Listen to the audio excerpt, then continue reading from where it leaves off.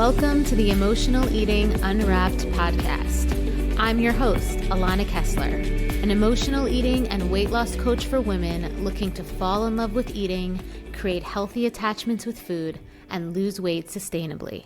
Hello and welcome to another episode of Emotional Eating Unwrapped. I'm your host, Alana Kessler, and I love today's episode. Today's episode is about emotional eating and long-term relationships, how our relationships, our long-term partnerships shape our eating habits, our behaviors with food, just all of that stuff that I think we just feel as humans in partnership and that we don't always talk about. It kind of becomes this thing that we think is just how it is, but there are a lot of things underneath that I think are really, really worth exploring. Because when I've talked before about emotional eating and, issues with food and romantic overlay, right? Like when we talk about it in that context, we've talked about it we've talked about it in the context of dating. And we've talked about it in the context of the pressure to look a certain way, the insecurities that surface, maybe how food can become an emotional buffer, how food can be utilized to kind of deal with, like avoidance almost of being in a relationship. But what about when you're already in a committed long-term relationship?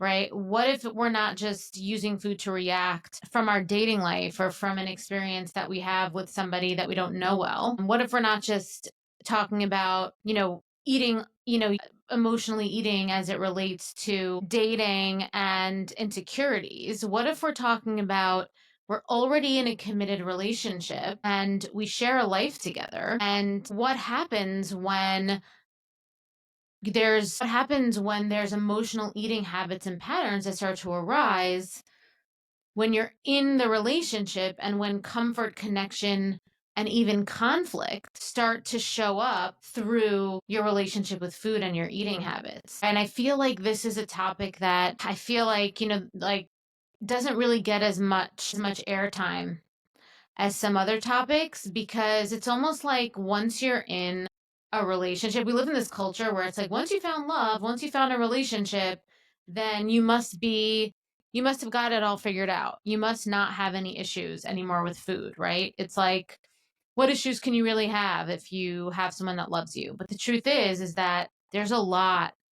There's a lot. We humans are complicated, complex, nuanced people. And long-term relationships don't just shape how we love another person, they deeply influence how we treat ourselves. So our habits, our routines, our sense of self-worth, and our connection to food can all be impacted and affected by the person that we share our life with. And sometimes without even realizing it, because it becomes so regular, it becomes so autopilot, we can either nurture or sabotage our goals, our emotional well-being. We can create a dysregulated nervous system for ourselves. And it's really important that we bring these conversations to the fore and explore them. So today we're going to dig deep into how shared habits in long-term relationships can influence emotional eating, how relationship dynamics can trigger or soothe emotional eating patterns, why body image and intimacy often shift as relationships evolve, and how to break free from unhealthy patterns without damaging the connection that you've built with your partner. And I feel like that last one is one of the main reasons why we end up kind of allowing ourselves to live in these these kind of toxic, more unhealthy dynamics, because we're so afraid of losing the connection. But by the end of today's episode, you're going to see that that's not the case. So let's start with shared habits. Let's talk about the comfort and the conflict of shared habits. So one of the most beautiful parts of a long-term relationship is a sense of comfort, right? It's like I know for myself, I love that. Being married, I do. I love having a person. I love that, that safety of just knowing that you have someone in your corner. There's, you're building something with someone, and over time, couples naturally build rituals together. And a lot of times those rituals are revolved around food, right? So there's shared meals, favorite snacks, cozy nights in with takeout, right? Like there's rituals. And these rituals and these routines can help create intimacy. And it's true. And that's really valuable. That's really, really important, because the truth is that these rituals and these routines are a language of love. They're a language of connection, and they're a way to deepen the safety and unwind together, create some shared joy. But here's where it gets a little bit more complicated, is that this comfort, these rituals, can quietly mask emotional eating patterns, right?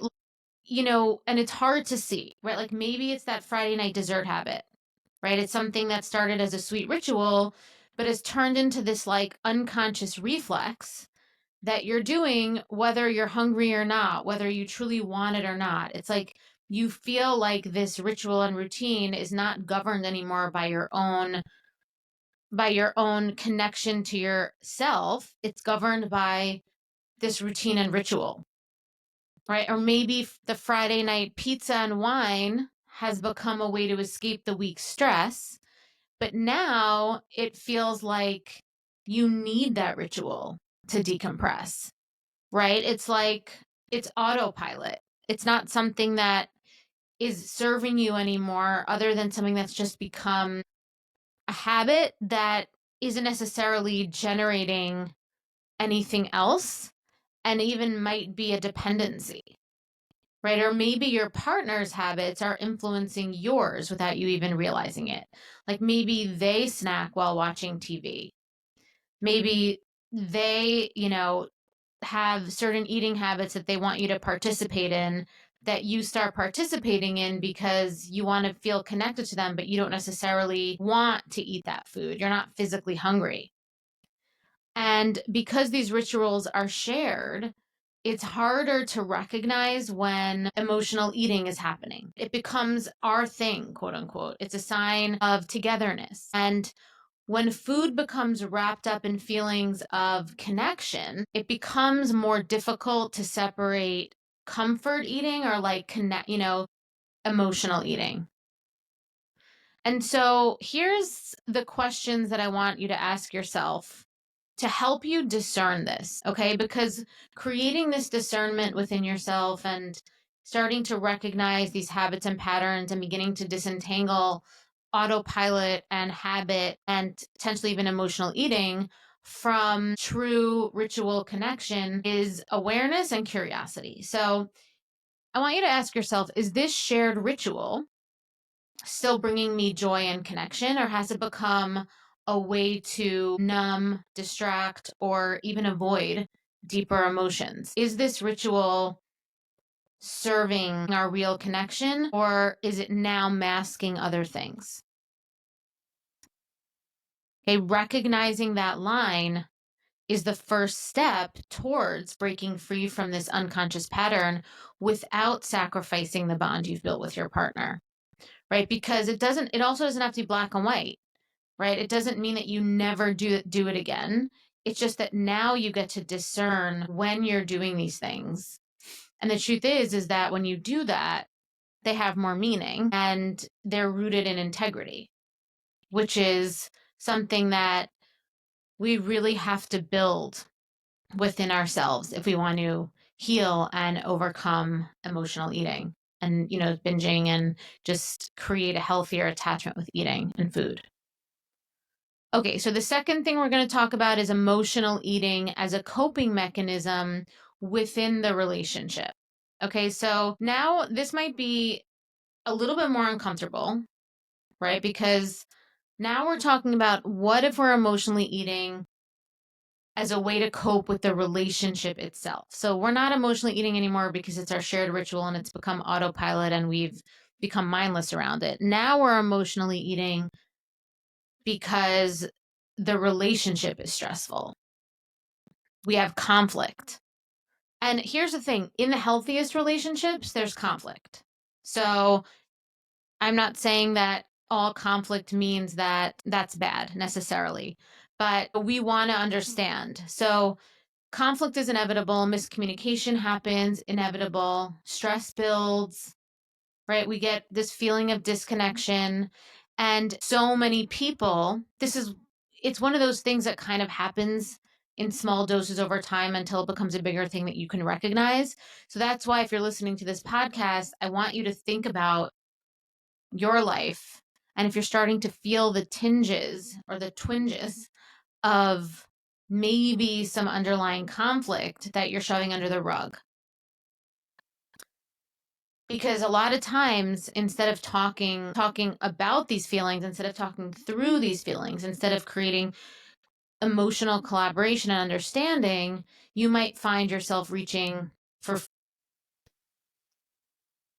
right? Because the truth of the matter is, so many people have challenging times, not only naming and addressing their own feelings, but communicating them with others. That is something that is a massive skill. It's something that every woman that I've ever worked with, we work on, because feeling seen, feeling heard is huge in overcoming emotional eating, right? If we don't feel seen and heard, it is difficult to overcome emotional eating. And especially if we're in a relationship, a long-term partnership where we share space with someone, right? Like the skill of communicating and collaborating to meet each other's needs is hugely valuable and is a necessary skill.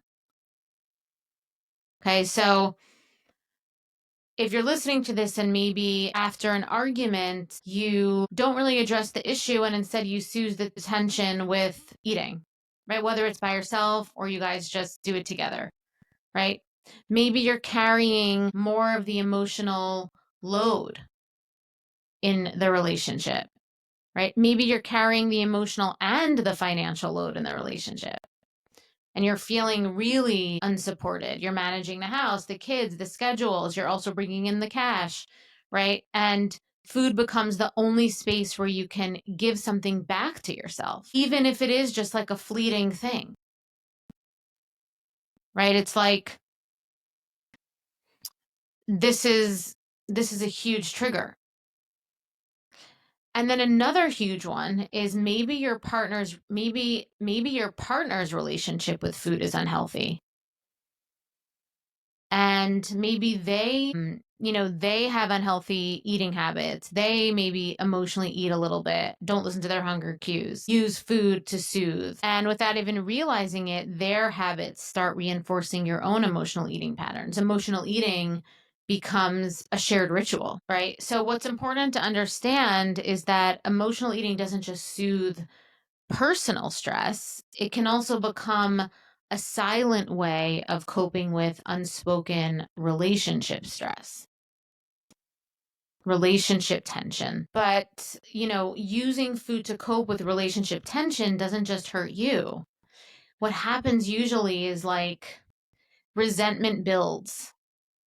It can create distance between you and your partner. You get resentful. They sense that, like, maybe you're abandoning yourself and, like, respect is lost. There's, like, some sort of resentment there. Like, no one is getting what they really want. And instead of dealing with the root issues, the emotions stay buried. And then they stay buried underneath more kind of feelings that are hard and rigid, like resentment or anger, guardedness.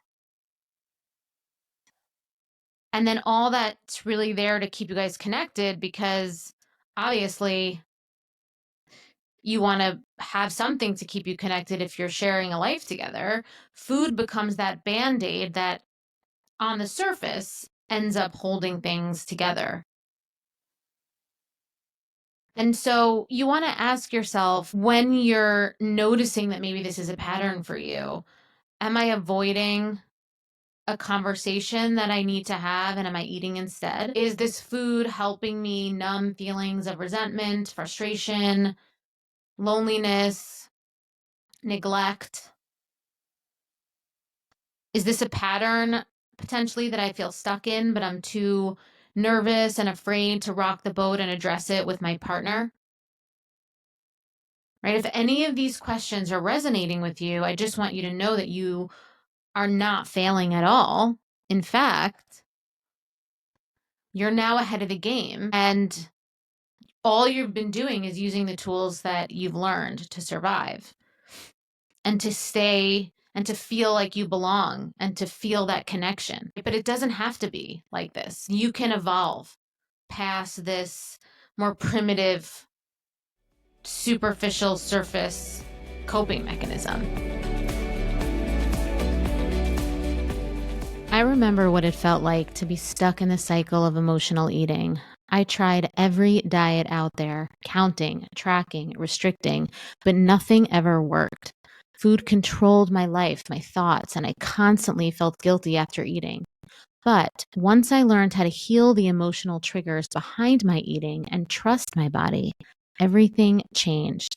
I stopped obsessing over food, the weight started coming off naturally, and I found real freedom in how I ate and lived. So, I created the Sober Eating year-long mentorship to help other women experience the same transformation. So you can stop battling with food, you can lose weight without deprivation, and you can feel confident in your body again. In this mentorship, you'll have access to my proven nervous system rewiring method. You'll have access to live coaching with me, weekly accountability, and a community of women who truly understand your journey. You'll also have free access to my signature programs, the Emotional Eating Solution and Decoding Permanent Weight Loss, valued at $2,000. Click the link in the show notes to explore the mentorship today. You don't have to do this alone. I'll be right there with you every step of the way.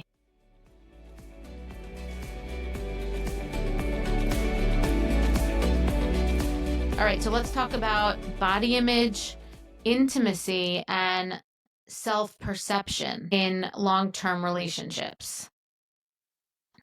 All right, so as we know, bodies change over time, right? That's a fact. There's aging, there's childbirth, there's hormonal shifts, bodies change shape. And sometimes even in loving, supportive relationships, those changes can trigger insecurity. And that's for heterosexual relationships, that's for homosexual relationships, that's for all relationships. This isn't just women. I'd say that women feel it more than men do, but I know men that feel this way. Right? You might compare your current body to the one you've had when you first met your partner. You might wonder if your partner still finds you attractive, even if they've never given you a reason to doubt it. You might avoid intimacy, not because your partner has done anything or said anything wrong, but because you don't feel comfortable in your own skin. And when those things start to happen, right, when these body changes happen, when this insecurity starts to rise and starts to get super overwhelming, where do a lot of people turn? Even though they don't want to, they turn to food.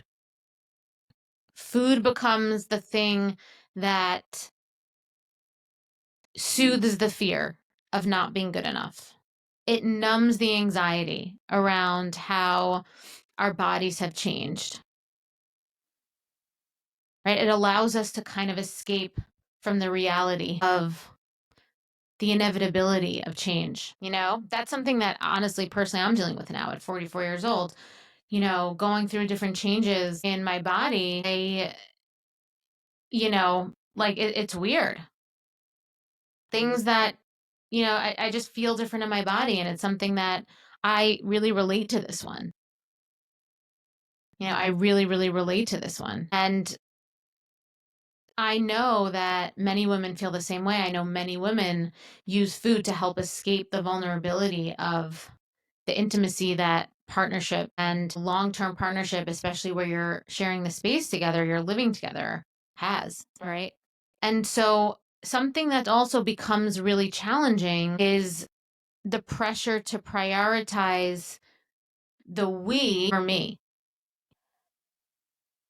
right? In long-term relationships, it's easy to lose sight of your personal goals, your personal rituals, your personal routines.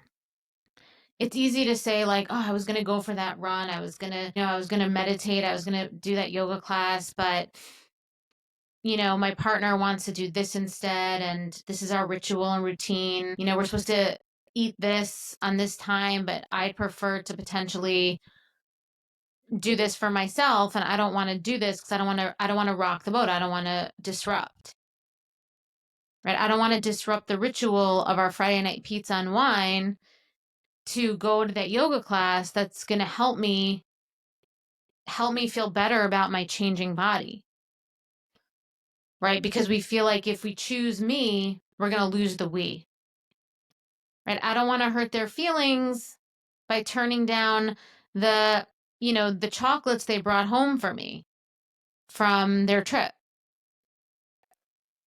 right? So we prioritize their feelings, thinking that it's we, but it's actually not, it's them, right? And I think it's really important that we recognize that when we sacrifice what we want to do, or you know maybe our priorities have shifted and changed, but it doesn't mean that we're not prioritizing the relationship. It just means that the capacity needs to grow for more space, for more things to happen, and to still feel connected, right? You can prioritize your own desires, your own healing, your own, the things that are going to make you feel good without sacrificing your relationship. Your partner doesn't have to be an obstacle. They can be your biggest supporter if you, again, communicate with them about how this new ritual, this new routine, isn't a shutting the door on the old routine, or isn't a rejection of them, but in fact, it's just going to enhance the connection. But we have to work at creating this new evolution of the connection, of the ritual. Okay, so how do we break patterns without breaking connection, right? We've talked about it, but let's just kind of sum it up. Because I think damaging the connection is probably one of the biggest fears that people have when it comes to this topic today. So we've said it 100 times, but I'll repeat it. It starts with open, compassionate communication. So you want to be open with your partner about your thought processes, what you're going through, and not from a place of blame or aggressiveness, but from a place of collaboration, a place of vulnerability. You can invite them to share their feelings too. Sometimes you'll discover that your partner has been hiding their own struggles, and you being courageous to talk about it makes it okay for them to talk about it. And now your shared ritual and connection can be emotional intimacy, right? Where you create this new space of routine and ritual of, deep connection and holding space for each other, and really seeing and hearing each other. Because a lot of times the feeling that we think we're going to get when we do the shared eating thing and those rituals around food, we don't get that feeling. But you can get that feeling when you're truthful about your experience and you share that with them and invite them to share theirs. Okay, and the next thing is find new rituals that strengthen your bond that don't revolve around food. So, instead of getting Chinese and whatever, go for an evening walk. Try cooking a new recipe together. I love doing that. So actually that's a ritual and routine that my husband and I have, where we specifically cook super high nutritional value food together on the weekend. That is a ritual that we have, and it's amazing because we both feel so good after we eat. We love cooking together. We have our own jobs. He makes a drink for us, which is always so fun. And it's always, we always choose something that's really high nutritional value and is going to feel really good for our digestion. It's going to kick us off. We usually do it on a weekend. and it'll kick off our weekend on a good note. And then you also want to shift the focus away from food, from a shared experience, like hikes, board games, other things, just things that aren't always revolving around eating. Don't always have food involved. And we want to respect each other's needs and boundaries. So your partner does not have to change their eating habits for you to make progress. Okay, this is something that I see a lot with clients of mine and women that I work with in the mentorship, is that they feel like it is a hindrance for them when they're trying to get healthier with their emotional eating and their compulsions with food, that their partner isn't also trying to change their habits with food. That rituals and routines that now they know are not healthy, your partner's not willing to change those rituals and routines. Like, they still want to snack while watching Netflix at 11 o'clock at night. And though that can bring up emotions or, energy within you, they don't need to change their eating habits for you if they don't see it's a problem for them.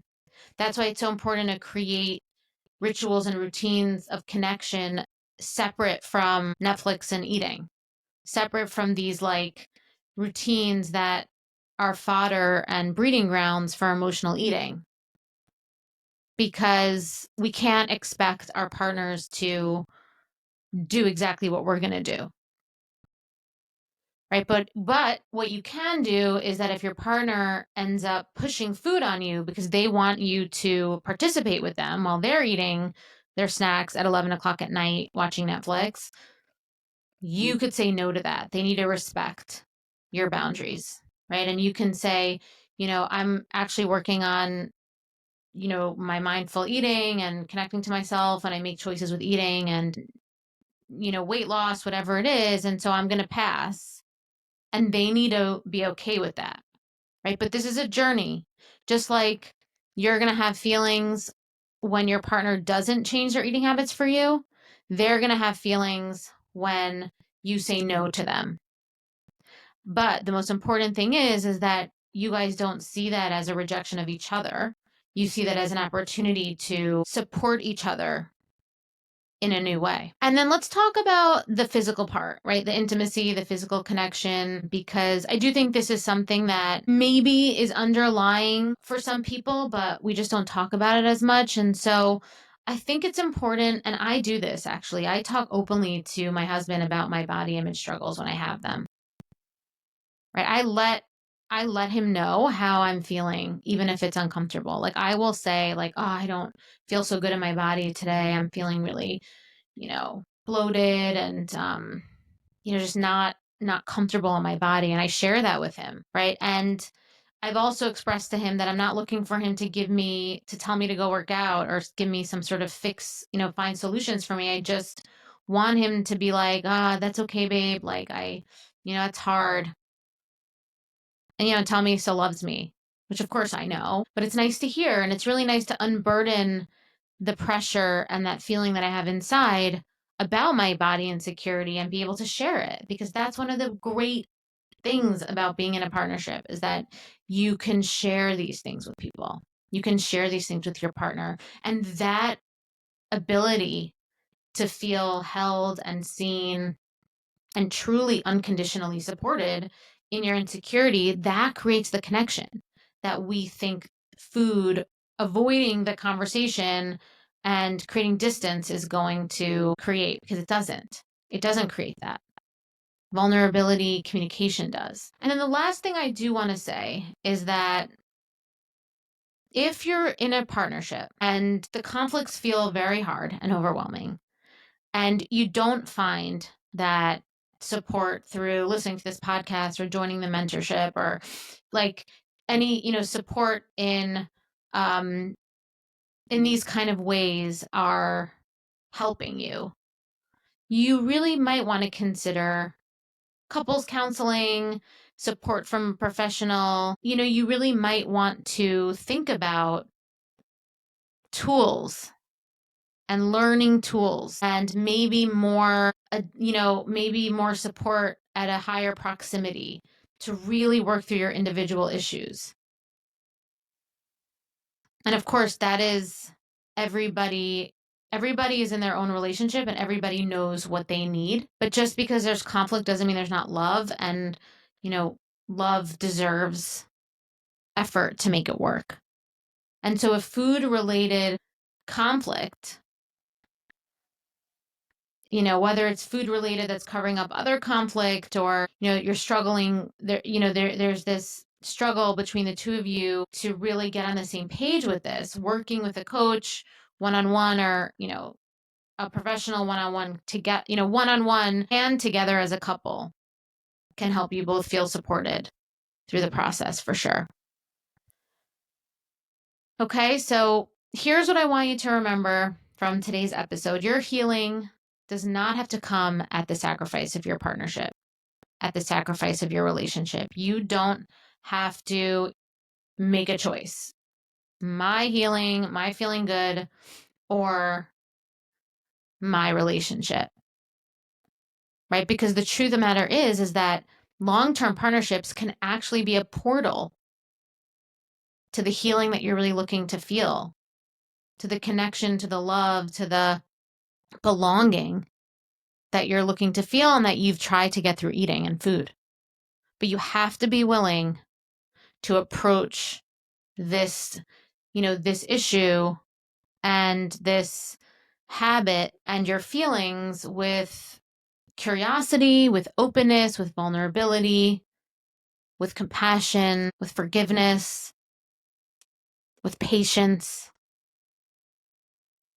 right? Because the patterns that you and your partner have around food, individually and together as a couple, don't have to stay fixed, right? You can rewrite the story together. And that's the beautiful thing about partnership. You can rewrite the story together, one that prioritizes connection, respect, and mutual growth. Okay? So as always, I am wishing you a week full of grace, self-compassion, deeper connection with yourself, with your partner, if you're in a long-term partnership, and with everyone that you love in your life. And thank you so much for listening. If you are watching this on YouTube, please give us a subscribe. Please like our videos. Please like us on Spotify and Apple, wherever you listen to your podcasts. And until next time, I'm Alana, and thank you for listening to Emotional Eating Unwrapped.